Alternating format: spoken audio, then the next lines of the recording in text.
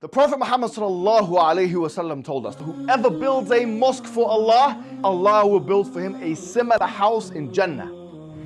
And we know the great reward that will not only be gained, but rather will fill your grave after your death. Whenever someone prays there, whenever someone gives shahada in the masjid, whenever someone learns something in the masjid, yes, that will be something that you'll have on your scale.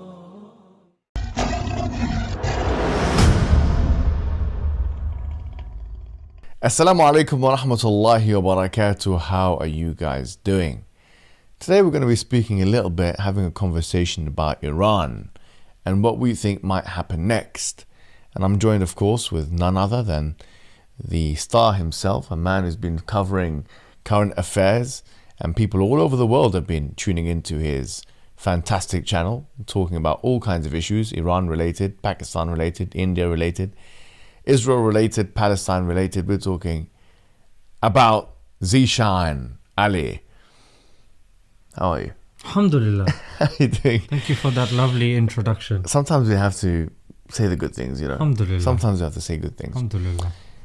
Now, let's start by asking you, what do you think is going to happen next? We've already seen, okay, to summarize, we've already seen some days of barraging and intercepting of the Iron Dome and the David Sling and the multiple layers and the arrow by a country in Iran that has probably got one of the most, if not the most advanced indigenous missile creation in the Muslim world. In terms of ballistic missiles, I think the conversation is more limited. I think that there's no question that Iran has the best ballistic missiles probably in the Muslim world and probably even in the Middle East. They could even compare and be better than the Jericho missiles that the Israelis have. Maybe, yes, the Jericho ones can reach a further target, but in terms of precision and power, you could make the argument for the Iranian one. And they've been penetrating, haven't they? They've gone through and gone to Haifa, they've gone to Tel Aviv and different places. It has shown that it's not impenetrable, this missile defense system of the Israelis. It's not an impenetrable system. And that's one thing I think that's taken a lot of commentators by surprise, considering how much emphasis Israel has put on this particular missile defense system. But there's escalation here. What do you think is going to happen next?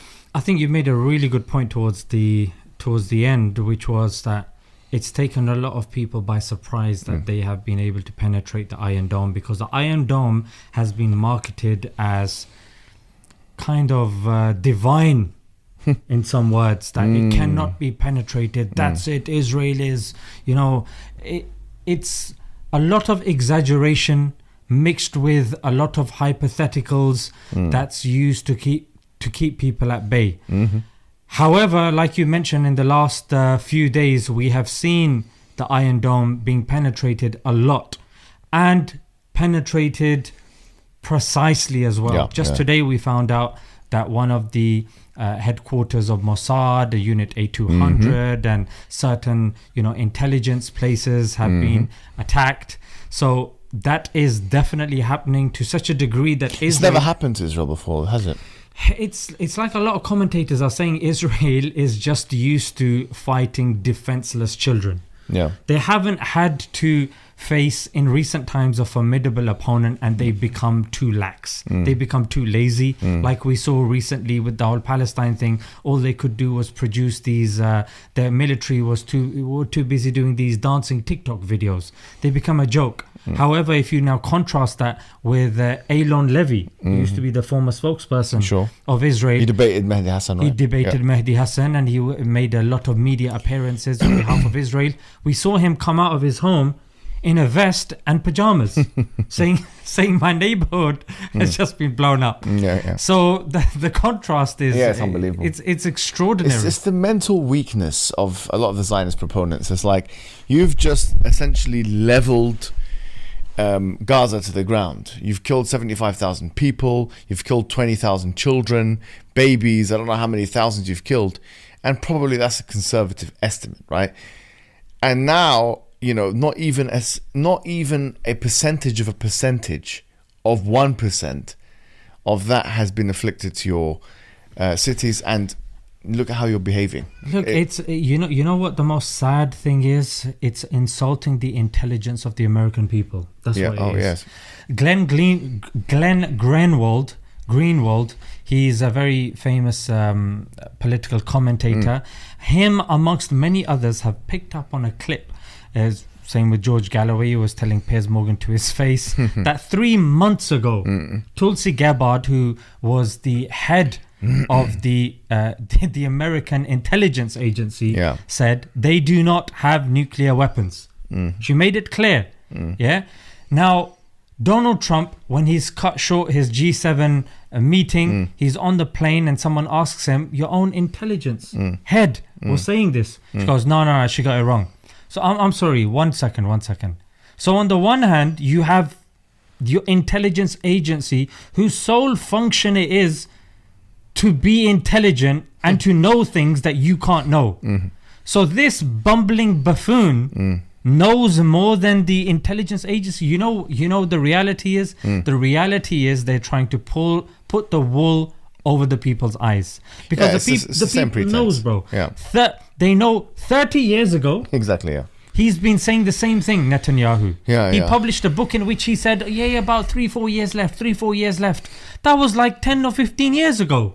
Yeah, I mean, there's a few things on this. Is the pretense of going in because of nuclear weapons is weapons of mass destruction. Mass destruction is the same kind of regurgitation that we've heard in the Iraq War, which was one of the biggest. I would say it was the major downfall of Tony Blair. Do you know? It seems to me like if Donald Trump does decide, and this is one of the eventualities, although I do think it's more remote. If they do decide for direct military involvement, it will be as much, if not more, an Achilles heel for him as it had been for Tony Blair at the time. Because people don't realize before the Iraq War, Tony Blair had a serious momentum, actually. He propounded this third way of labor and all these kind of things. And they were really strong. Even from a foreign policy perspective, what they'd done in Kosovo was very much respected in the international community. So he had done this, and it basically broke his legacy. It destroyed his career, and it made him a laughingstock. This is likely to happen even more so to Donald Trump if he does decide, and I do think it's a remote eventuality, but nevertheless. I 100% agree with you. Why? Because people are showing when Trump was coming into office, one of his main things was to set himself apart from his predecessors. Anti-war. Anti-war. I'm president of peace. I want to stop all this. I want to put America first. Now, that's the reason why. When you've got MAGA proponents like Charlie Kirk, when they are putting polls on their Twitter X page, who hasn't responded to my challenges. He hasn't. He's a coward. Yeah, coward. Yes, he's an absolute coward. He's a goddamn coward. So he put out a poll on his page. The reason why I'm bringing him up is because he's very kind of he was instrumental. One of the guys that was there at the Trump campaign helping him get elected. He's up there, and with him, he put out a poll asking, "Are you for us joining and attacking Iran or against?" A resounding 90% said on his poll they are against. Thereafter, he did another poll saying what would happen to MAGA, i.e. Trump's vote base. And 55% said it would become divided. And that's why Tucker Carlson is publicly against Donald Trump to such a degree that he is publicly rebuking him. And Trump is responding? Trump is publicly rebuking Tucker Carlson. And then you've got other right-wing commentators like the Hodge twins saying, I don't get it. Why is he responding like this? So Candace Owens is also against it. Nick Fuentes, Steve Bannon. These are heavyweights in the right-wing movement that are against this, and they are consistent. Now, Trump understands this. That's why he's losing it on X, responding to Tucker Carlson and getting angry over here, losing it with Emmanuel Macron, that, he's because he wants to broker a ceasefire, supposedly Macron said, and Trump is rebuking him, saying, no, he doesn't know. Because Trump seems to be wanting to use this as a leverage for negotiation. I mean, a lot of people are saying, including his best friend, well, ex-best friend, Elon Musk, that he was on the Epstein files. Well, people are definitely questioning that someone's got something on him for somebody to do such a U-turn. And Putin, in one of his interviews, he said some American presidents are really good people until they get elected. When they get elected, then the people in the black suits come in and then everything changes. So you mentioned Putin. Okay. There's two kind of narratives relating to Iran in the region. One of them is that Iran has a strong relationship with Russia and with China, and of course with Pakistan as well. But more so for our purposes here, Russia and China, two superpowers in a sense. And the other one is actually that's an overestimated kind of thing. And in fact, Iran is quite isolated. They don't really have that much backing from China and from Russia. And so some people think that if there was kind of intervention from the United States, or things escalated to a very high level, that if not directly, indirectly, China would get involved by giving some, weaponry or something to them, as they did with Pakistan. And others say, no, they're not invested as much with Iran as they are with Pakistan. Where do you stand on this? What do you think is the correct view, really, on this? So when it comes to Iran, what's very important to understand is America, their attention, if you look in the last 3-4 months, has been on China. Let's ban TikTok. Let's ban Huawei. Let's put tariffs on them. Then they were the tariff wars, and then they keep bringing up Taiwan and these disputed regions. So America is hell-bent on making China's life miserable. Yeah. On the other hand, you've got America and the European bloc that's hell-bent on making Russia's life miserable. If now something else is happening that's taking their attention away from that, it makes sense for Russia and China to assist in that diversion, to drain the resources of their opponents as well as their time and efforts, so it gives them enough time and opportunity to regroup and re-strategize. So they definitely will be happening. However, when it comes to economy and stuff like that, China is heavily reliant upon Western values and companies. Like people are saying BlackRock and these are Vanguard, these companies are heavily invested in China and they influence China significantly. So if China was to do something, they would have to do it underground, otherwise it would fare consequences, and consequences would result. And if China was to help anybody, as blatantly, they would have helped Russia. So, but people know that they are supporting Russia underground. But I mean, realistically speaking, they have to help Iran because Iran, China, Russia are the counter power to America. So definitely, I believe they'd be assisting them in some means. It's not going to be as overt and as obvious as possible.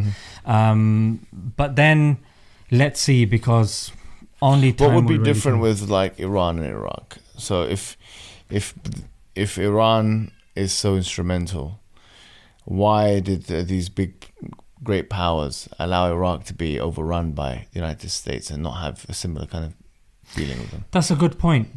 But at that time, I don't think China and Russia were getting the pressure that they are getting today. Okay. From half of the globe. I mean, what Russia's been put through, what China is being put through. China knows. I mean, you've got documentaries done by John Pilger that are showing that there is a noose of American bases around China. China should know that there is something impending. And that's why they are very kind of cautious with Pakistan as utilizing them as a counterbalance. And there is a lot of give and take. And Pakistan's neighbor is Iran as well. So it's within the interests of Pakistan that there is stabilization on that front, because India, of course, they've got issues with India on one side. They're not exactly best buddies with Afghanistan, and they're surrounding them, they have issues, even economically as well. So it makes sense for them to assist Iran in some way without knowing. So I guess what I'm saying is that if people realize that when and if Iran was to go down, then it's open season in the Middle East, because Israel believes in something called Greater Israel, like the promised land. It incorporates Mecca, Medina, Saudi Arabia, Jordan, Syria, all of these places. And we know countries like Jordan are very weak. Egypt, very weak militarily. Compared to, I would say, Iran. Am I wrong? I would say that definitely from a ballistic missile perspective. This. Egypt is only allowed to have missiles that go 300 kilometers. Okay. It's a part of the Camp David Accords. It's not really part of the Accords per se, but what it is that the United States gives them like 1 point something billion per year, right? What did they do with that? And they are the ones who supply them with the F-16s and Rafales. That's their main kind of like 5-star. The Rafales come from France.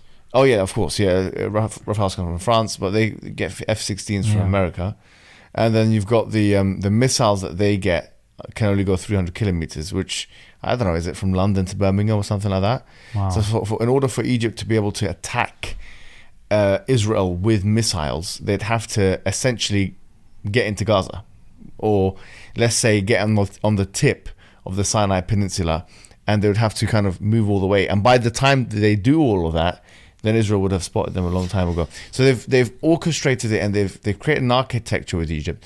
I mean, in terms of the fighter jets, I think you could make an argument that the Air Force, the Egyptian Air Force, is somewhat formidable. It's not as formidable as the Israeli one in terms of technology, but it's somewhat formidable because of these weapons. But once again, if you can't use, because the thing is, a lot of it, like the Rafales and the F-16s, they have these system updates, and the Americans and the French are responsible for those. And so if they jam them, they can jam the systems. They can do certain things.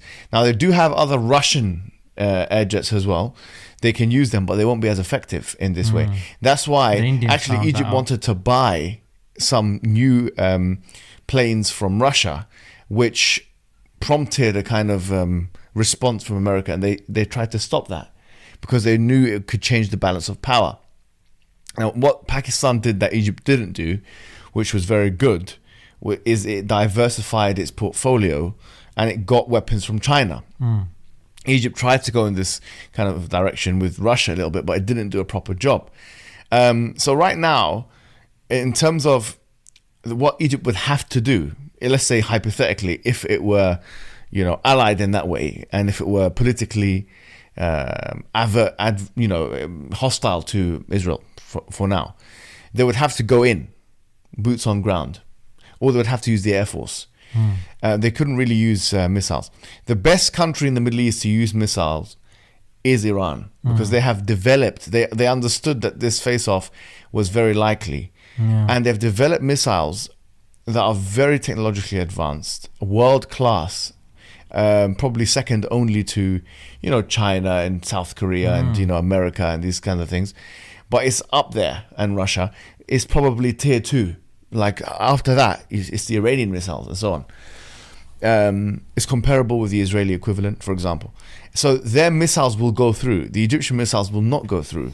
It will not even reach Israel, frankly. I think another point to add would be that if Israel does gain control over Iran, that threat is neutralized, because Israel requires the help of America. It's constantly knocking on the door of America. And if that threat becomes neutralized and then they're able to take more weaker opponents, then Israel becomes unleashed from America's power, like one analyst put it. And he said that Israel will become more uncontrollable for us. And at least now, to some degree, we had influence and control over it.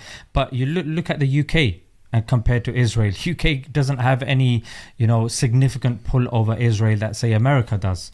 But once Israel becomes more stronger, they believe they're the chosen ones. You know what I mean? And if you believe that you're the chosen one, then that's it. Like everybody else is beneath you. There's an expansionist policy. Yeah. But I do think that, like, for example, another contender here is Turkey as well. And Turkey's Air Force, their drones, if there were to be some kind of a face-off between Turkey and Israel, I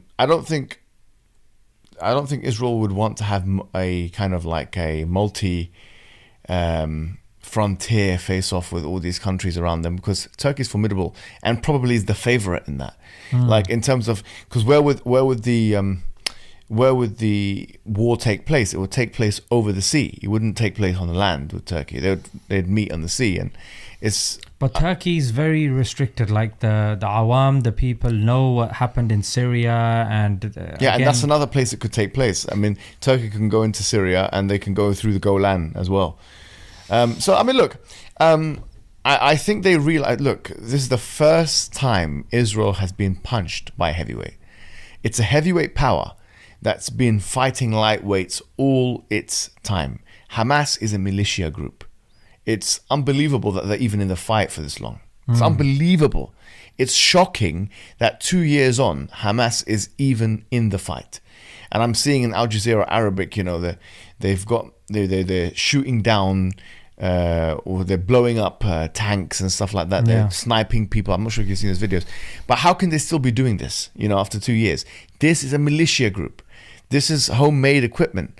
This is not a state actor. This is not a territorial army. And even Iraq was not a walk in the park for them. Afghanistan, sure as hell, was not a walk in the park for them. They say that if anybody wants to see what failure looks like, imagine, going in, removing a government, fighting them for a decade, only to replace the previous government with the same government. And another point to be noted here with this is that if you've got a huge superpower like America, you mentioned Afghanistan, insurgencies are very difficult to maintain because the home side is the infinite player.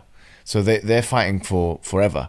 Whereas the side that's invading, the invading side, is the finite player. So in the case of America going into Afghanistan, they were unsuccessful. Like, if we're being honest, like, I know some people get carried away with some hyperbolic political analysis, but the chances that a 6 million country population is going to be able to overrun, say, Egypt's 120 million population is actually slim to none. Zero, actually. They can't. You wouldn't even be able to occupy it. There's too many people. But here's the thing: now that they've got Daddy Trump behind him, who in the space of like an hour has released 3-4 tweets in which he's saying we have control over the skies, and the people of Tehran, they need to leave. Yeah, but even with him, like, what they can do to these countries, which is realistic, is what they did to Iraq. They could destroy it. They can take away its resources. They're saying and stuff. even Khomeini, we can easily take him out. Yeah. And quite possibly if they've taken out other people. It's very possible. I mean, this stuff is possible. Do you know what I think is also possible? It's a remote possibility, but I think it is possible that they will actually deploy a tactical nuclear weapon in Iran, because they need to, in order to get to their, the site of where they say their nuclear weapons, because they put it underneath a mountain. And most commentators say that you cannot get down there unless you employ a tactical nuclear weapon. So they may think that, okay, this is do or die. We need to do this. And this will be the worst thing that happens. Even if it's a remote possibility, it's worth mentioning. It's an eventuality at the end of the day. They might do that. And what might be a surprise to them is that, and we've been discussing this before the show, but what might be the surprise to them is that Iran already has nuclear weapons of mass destruction. Yeah. And not only... If they're smart, they would do. Yeah, I think it's a high possibility. I agree with you, bro. Like, they would never declare it. If they had it, they would never declare it. Just like Israel. But the difference with Iran is Iran has signed a non-proliferation treaty. They allow IAEA to come in and check everything out. Israel does none of that. It hasn't signed anything. It doesn't allow anybody to come in. And most people are unanimous. I would say it is unanimous that people are saying that Israel has nukes. In fact, they have something called the Samson option. How do you have the Samson option that's predicated on nukes if you're saying with the other cheek you don't have nukes? It's a contradiction. It is a contradiction. And, this whole nuclear discussion, if it's true that they fear the nuclear thing so much right now, which happens to be convenient timing, then why not anything about Pakistan? Pakistan has about 140 nuclear warheads, and let's say, look, you've had hardliners take premiership in Pakistan in the 80s and 90s. You have what's his name, Zia al-Haq, for example, right? He was a hardliner, and so for an example, how plausible is it that another hardliner could come into Pakistan? There could be a regime change, and they could decide, you know what, we're going to take action towards Israel. That's more of an impending threat. Pakistan is more of an impending threat, an imminent threat to Israel than Iran is. Look, they believe they're speaking to nursery children. Yeah, these questions have had ample rebuttals to them, and the Israelis have been told, what you believe that dropping a few bombs is going to wipe out their nuclear knowledge. Like, is this what you're having us believe? Then they have to keep modifying their answers because they don't believe that the people are talking back and they're challenging us. That's true. We thought we owned all your Congress people. No, you're right. But then they're switching it now and they're saying no, of course we can't wipe out the knowledge of the nuclear weapons, and of course we can't, but even if we set them back a little, but that's not the pretense that you've gone in with. And now what they're saying is, and that's why Netanyahu is addressing Iran, the Iranian people saying, we want to remove your regime, we want a regime change. I'm sorry, who are you? Who are you to be dictating terms for which regime is good or bad when you've been conducting a genocide for the last couple of years, that you've got the International Court of Justice and International Criminal Court. It's that colonial behavior. Putting out arrest warrants for you people. These are international courts. Yeah, that's true. Like, who are you? And what's the other country? The only country in the world to have dropped an atomic bomb. Yeah. That's America right there. You've got the most aggressive player in the region in Israel. It's the most aggressive player in the region. It's bombed, I don't know, how many countries? They've bombed Yemen, they've bombed Syria, they've bombed Lebanon, and they bombed Gaza. The USS Liberty as well. Let's not forget that. Yeah. I mean, this we're just talking about in the last year. And then Iran, they've bombed 5 countries in the last year. No, but here's the point that I'm saying, that look, they bombed all these countries. Americans think that they can't bomb them. What about when there was the British mandate in Palestine? They used to bomb the British. The British used to get bombed. The King David Hotel. People are saying, why is it the Queen never set foot in Israel? Why, in all of the years, she never set foot there? Why did initially Charles have an issue with them as well? Why? Because they remember, type in and search terrorism before 1980s. Yeah, more specifically around the 1930s, 1940s, it was these Zionists, the Stern Gang, Irgun, and led by Menachem Begin. Yeah, you can read my book that I've written, The Double Standard, as well. It's got all these kind of things in there as well. Okay. But on that note, on that bombshell, no pun intended, we will leave it there. We hope and pray that the people of Iran, the people of Palestine, the people of Syria, the people of all that region are safe. Ameen. We pray that, because this is a difficult time for all of them. We hope for peace in the region. We really do, because a lot of people have seen suffering. Yeah. But we also hope for retribution. Oh, yes. I have to say this. We want this. And we want retribution, and proper, just retribution and justice to be delivered to the abominable and condemnable state, or quote-unquote state, Zionist entity, Israel. Wassalamu alaikum wa rahmatullahi wa barakatuh. Hey you! Are you wasting your time on social media again? Your brothers and sisters in Islam Net from Norway are establishing a masjid, a dawah center. Establishing a masjid to convey the message of Islam is one of the best deeds a Muslim can do. There's a huge need for it in Norway. You know this and I know this. So that makes the reward even greater. So give generously and Allah Azza wa Jal will give you even more.